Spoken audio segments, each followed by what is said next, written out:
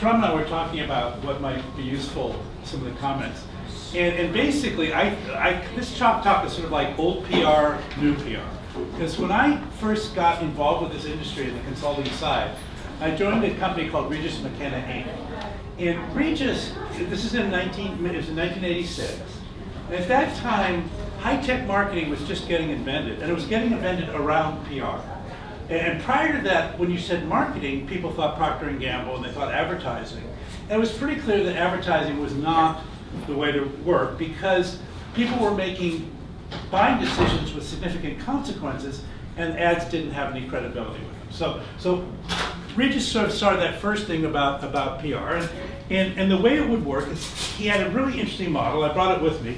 This is 1986, not very digital as you can see, but it was called the infrastructure model, and it probably made $100 million. Okay, so that's not bad for a model, right? Maybe more. So basically all it said was at the top of this triangle are your prospective customers, the people that you want to reach out to you. At the bottom is you. And the idea was you can run an ad, which means you jump over everybody in the model, and you go to the top and you say, hi, I'm important by name. But what happens is, even if you do that, what these people do is, I don't know if I should buy you or not. Have I read anything about you in the press? So that was the first idea. And by the way, there were technical people and there were business people. So the technical people would read the technical trade press, so they'd read Computer World or whatever. These are magazines you've never heard of, but at the time they were important. And this was Business Week, which is also a magazine which went out of business recently. But so that these guys would read the business press, and these guys would read the technical press. So he said, okay, I'll go do a press tour first, right? Then we can get the buy. We go, well, hang on. The press guys, when they did their job, would call the analysts, because they'd say, well, who the heck are these guys? Are they any good? And so the analysts on this side were the industry analysts, so that was the Gardner Group and Forrester and those people. And the analysts on this side were the financial analysts. So that was Morgan Stanley, Goldman, and Lehman Brothers. You remember Lehman, right? And that was back when analysts were part of, legally part of the thing. And so the analysts, and they said, well, what would the analysts do? So the analysts would end up talking to third parties in the industry. They'd talk to your competitors about you, and they'd talk to your partners about you. And so the idea is, well, maybe you ought to go brief your partners, and then, by the way, they would talk to your customers, your current customers. And so the whole idea of this model is people were going to check your credibility going down the infrastructure model. So a product launch should go up the infrastructure model, and we just did a series of things. You had long leads, and you had short leads, and you had briefings, and you had white papers, and you had all that stuff. It was all organized by this triangle, and it ran a business for at least a decade. And it was a very, very successful model. So, Regis McKenna, by the way, no longer exists. It's sort of like book industry, or I mean, these Kodak. I mean, these wonderful brands. What happened? Well, what happened was we completely disintermediated. The digital infrastructure has completely changed the rules, which is what brings us together here today. But that model there, the metaphor I would give you for it is, you had a new product launch, and it was all around product launches, by the way. Product launch was the complete currency of PR. You could launch a company, but basically they really didn't care about your company because who'd ever heard of it, but they cared about the product. But I used to think of these as like little seedlings, and like you'd plant the seedling and you'd water the seedling and you'd bring people over to tend the seedling and whatever. And it was sort of like the parable of the sowers in the Bible. Some of the seedlings fell on thorny ground and they didn't go anywhere, and some were on the path, but some fell on fertile ground and 30 times, 60 times, 100 times, whatever. Big returns, big returns. And that model, so that was the model we used, and I'll tell you a personal case study about the transition away from that model. So I've written 6 books, as Shram mentioned. So Crossing the Chasm was self-launched, but I did it with a Regis-style thing. I got KPMG, Pete Marwick, to give business breakfast, and I sort of started building it up through them, and we went out to the rest of the infrastructure over a while. But Inside the Tornado, which was the next book, I did a complete self-funded launch, and it worked like a charm. I had big coverage in all the business press. It was cool. I had a cool picture of me in Business Week, and Reese still has a copy of it next. It was score. Really good, really good. And I wrote a 3rd book called The Guerrilla Game, and we launched that one more through the financial analyst, and that also scored. That was about buying stocks. The 4th book was called Living on the Fault Line, and it came out, we did the same program, nothing. Well, it was 2001. Frankly, business books went from being like cool to put over there. You know, and people want to get as far away from business books as they could. So you thought, okay, you know, it's a write-off. Just move on. Nothing to hear, see people. Just keep moving. The next book was dealing with Darwin, and you know, we did the complete launch, and frankly, not much. There was some, but it was like, wow, that was kind of a non-event. So we came to the last one, it's Escape Velocity, and I thought, you know what, it's digital, Geoffrey, and I'm a late adopter, and I was not on Twitter, and it wasn't blogging, I wasn't doing any of that stuff, and I thought, okay. Geoffrey, suck it up. Okay, so I get the Twitter account, I'm gonna do the whole digital thing, but I'm thinking I can't do the whole digital thing and do the traditional launch, but my publisher said, don't worry, we'll handle the traditional launch, this is what we know how to do, not to worry. Yeah, right. So basically, they did the traditional launch, nothing. Not one interview, nothing. So you went back and you said, well, what did you do? Well, I called all the editors. So calling was the idea, that was what would check the box. As soon as you asked for an interview, you had fulfilled your, so this is, what happened was this model is now completely bankrupt at this point. So you say, okay, well, if that's bankrupt, what's going on? Well, as we know, PR has actually never been stronger. That's not how you activate PR. That's not how it happens. So what's happening, and I now think of PR as like, if I thought of before it was like the seedling, now I think of it as like a dandelion puff. You go, and it's like there are dandelion seeds going everywhere. Where the hell are they? I don't know. But somewhere, I bet something's becoming a dandelion. I just don't know where it is. So you think, how do you, and that's kind of what AirPR, that's kind of what got us excited about AirPR and Mohr Davidow. Because the deal is, where have all the flowers gone? I mean, it really is a version of where are these little, they're not even seedlings, they're just possibilities out in the digital universe. And so the job now of PR at the beginning has changed dramatically. By the way, by the time you get to the end, I don't think it's changed at all. But at the beginning, it's like, where's the garden? If I'm gonna have a garden, where's the garden? And you can't detect the garden manually. You have to detect the garden using big data and analytics. You can't find the garden, you can't measure how well your garden's doing. You have no sense of the world, because it used to be, the old PR was a completely anecdotal business. When you did an external audit, which is how you measured the success of PR, you essentially called 20 people. And you kind of called a different 20 people each time, but they were in the sort of people in the know, and it worked. Because after about 6 or 7 phone calls, you start hearing a couple of these 3 themes, and by the time it was 15, it was like, okay. So you could come back to the client, and with an enormous amount of confidence, you could say, this is your position. These are the people ahead of you in line, these are the people behind you in line, this is what they think of you, this is what they like about you, this is what they don't like about you. Because that's how the story circulated. Narratives reinforce each other, and they get repeated. As they get repeated, they start getting more and more similar, and you get a position that consolidates. The problem in the digital world is that is actually happening, but it's happening like a mosaic. So it's happening at such a fragmented level, you can't see it. But ultimately, that same image is emerging. You have a reputation. You just can't locate it, and you can't locate it anecdotally, at least not at the beginning. Now, once you begin to use the digital tool set, and you begin to extract, when you use the digital tool set, by the way, you get an awful lot of signal, most of which is noise, right? It's like, what? And it's a little bit like you think of those paintings and say, if you stare at this painting long enough, you will see the Eiffel Tower. You know, and your eyes have to sort of blur a little bit. But eventually you do, and you go, oh yeah, I see what's happening.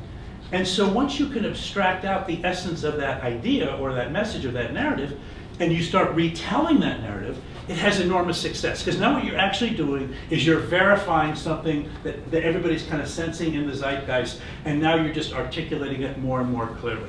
We were talking about this concept called systems of engagement. So when systems of engagement kind of came out, it just helped clarify something that people said, yeah, I've seen that. So PR at the end of the day is about nurturing sequence. You have to get the story. The human beings live by stories. We explain the world to ourselves through narratives. So the narrative, the need for narrative has never changed, and being creative with narrative and being critical of narrative. So you don't publish absurd narratives or self-serving narratives.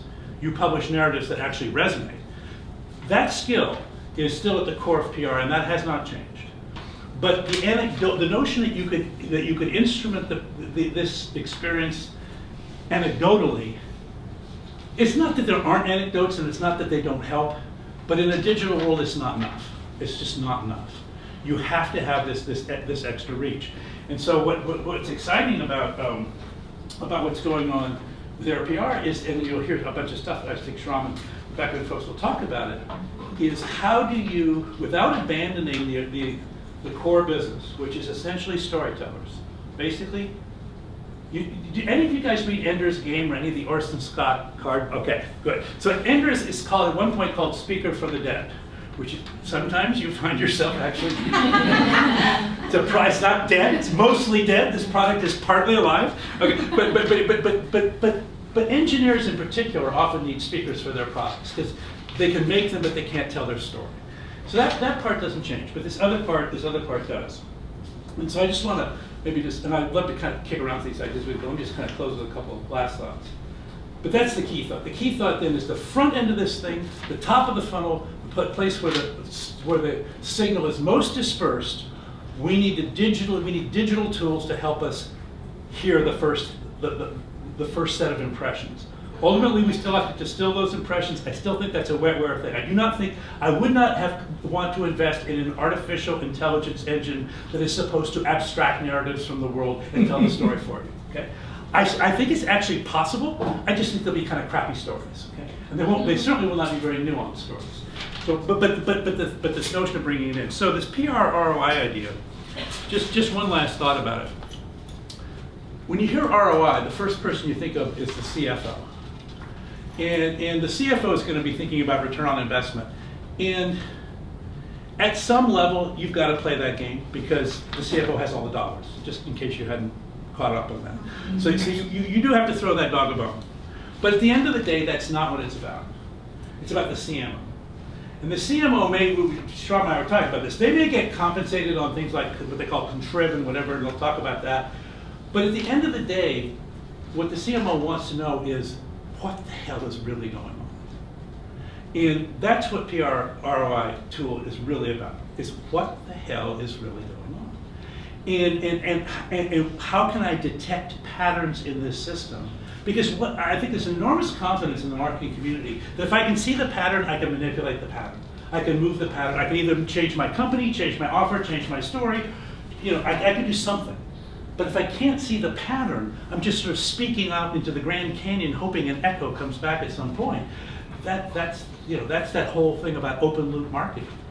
And all my life, marketing has largely been an open loop process. You spent money and you kind of hoped. And sometimes it worked and sometimes it didn't, and you of course claimed credit when it did, and you explained away why it didn't. But the truth was you just didn't know. It was whatever. So I think it's important that we not do that. I think what's really cool about the digital world is with big data and analytics, there is a level of accountability. Now, I don't want to overstate it, and I hope when you guys come out with this, you don't overstate it, because if you overstate the quantitative, you can get to a point where people just start gaming the system, and then it's another form of lying, right? And I want to keep the forms of lying that I'm used to. But I think you have to have qualitative and quantitative. And I think the point I would just make is, most of my career was like 95% qualitative, 5% quantitative. And I think what the Google guys have sort of changed the rules. And they've just said, look, that's just not acceptable. It's just not acceptable. If we can have a self-driving car, you can do better than 95.5. So I think it's got to get back to 50, 50, 60, 40. I don't think it should be 20, 80 in either direction, because I just feel like the storytelling is still the core of the discipline. And frankly, it's really interesting. We keep on talking about STEM in our society right now. Like everybody's got to have a STEM education, because if you don't have STEM, you can't make the internet, which is true. But if you don't have the liberal arts, you can't use the internet. Yeah, it's true. It's not, the whole point of the internet is to tell stories, right? And so if you guys are storytellers. So those are some thoughts. I'd love to get your reactions, or as you're thinking about stuff, how this relates to your world. But the fundamental message is we have to have a quant front end to a qual back end. And we've got to find a way as professionals and as an industry to navigate that back and forth. Thoughts? pushback? Or yeah, I got a plus here. That was good. Coveted. But as you're thinking about what you're doing, where are you? Where's your world?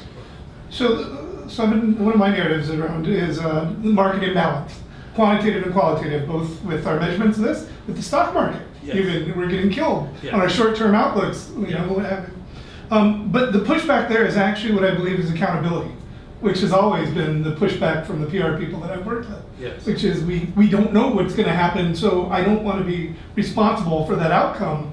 Now being held responsible, well, the balance of power has shifted. Right. So customers now have that, they have infinite choice, including marketplaces where they can get independent. Right. So how do we actually encourage people to understand that the accountability component is here to stay and to accept the responsibility for their work?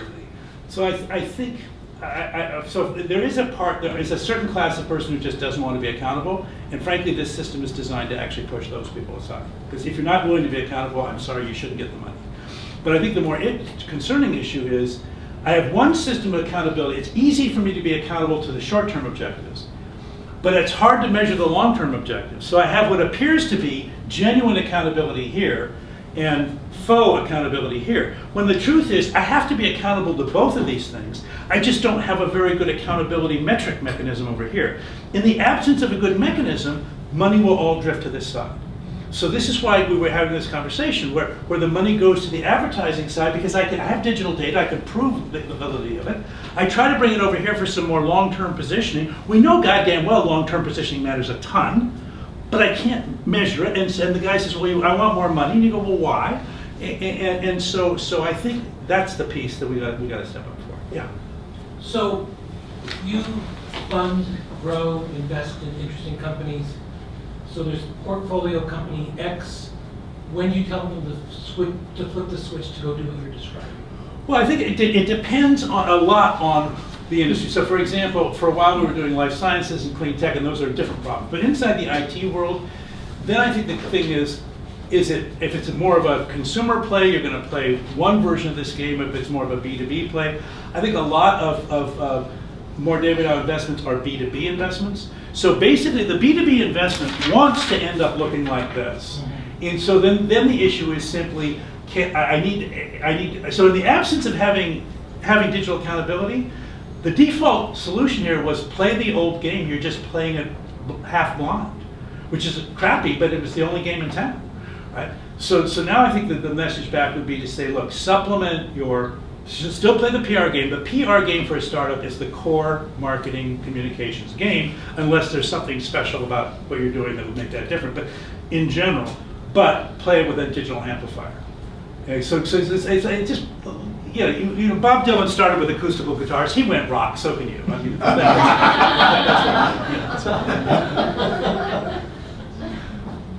other thoughts?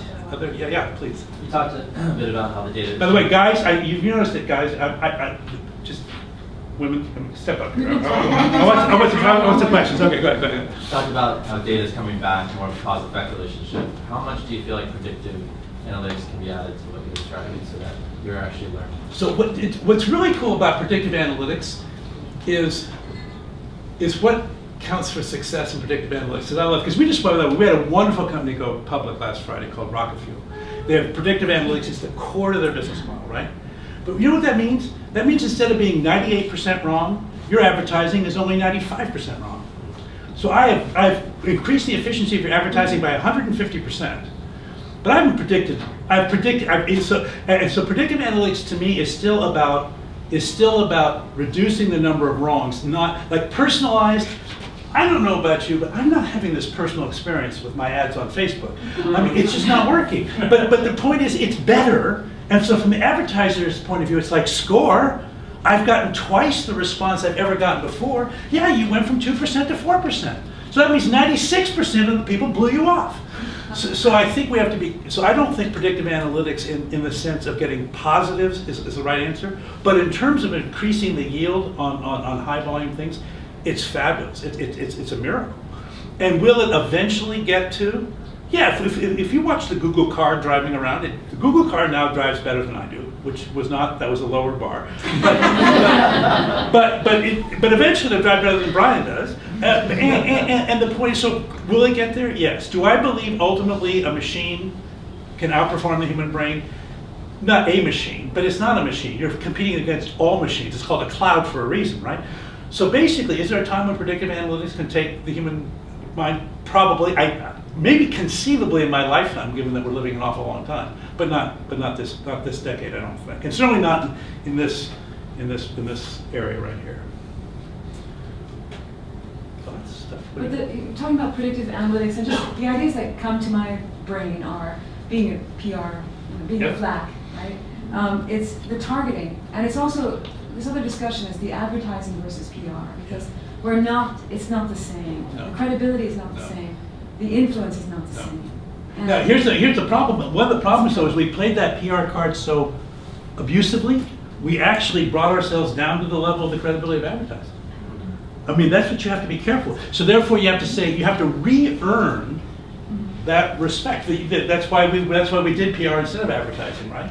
But we have to re-earn that respect by essentially, I think, finding authentic voices that are genuinely third party and have genuine interests. So yeah. But the predictive analytics in terms of making things more efficient, it's great. I mean, it really is. It really is fabulous. Yeah. When is the new Crossing the Chasm coming out? Oh, when's the new Crossing the Chasm coming out? Oh, thank you for asking. How can they get a copy? Yeah, how can you get a copy? Signed copy. Mohr Davidow. Yeah. So okay, so let me say a couple words. So the Crossing the Chasm was written in 1990. Those companies are all gone. Then it was rewritten in 1999. Those companies are all gone. Not quite, but a lot of them are. So it's coming out in January. It's the same book. So if you read it before and you said, I want to refer to a friend, it's the same story, it's the same models, but all the examples come from companies that are alive and well and thriving today in 2013. So it's it's more fun for somebody who's under the age of like 60 to read and say, okay, I got it. And it's going to be, I was going to say in a bookstore near you, but I don't think there are any. But it'll be on a Kindle or near you, which is what I suspect how most people will read it. Yeah, cool. Yeah.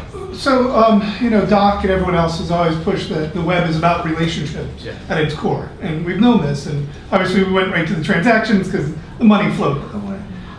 But at the birth of social, we really saw PR professionals with the opportunity because they're the ones telling stories and creating relationships. Yet somehow they didn't do it. In fact, when we went to try to reinvent the press release and create the social media press release, they spent 2-3 years trying to do that. They rejected it wholesale as new and foreign and whatever else. Right. So how do you get the PR professional audience to cross the chasm into this modern mindset? Well, you may or may not. The thing that's really important, when you look at disruptions, and if like we have this thing that the guys at Cognizant call the SMAC stack: social, mobile, analytics, and cloud. So you say those are 4 amazingly disruptive technologies.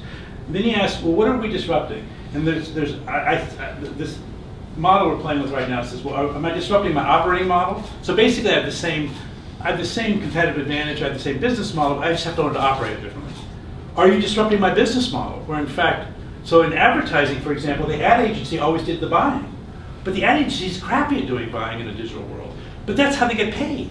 So you can imagine business model disruption is even scarier than operating. And then there's just my whole identity change because I have no meaning anymore. So if you're a book publisher, there is no meaning to being a book publisher anymore. I mean, the 2 things you did was you did book launches, not very well, and you did, I'll get you into Barnes & Noble.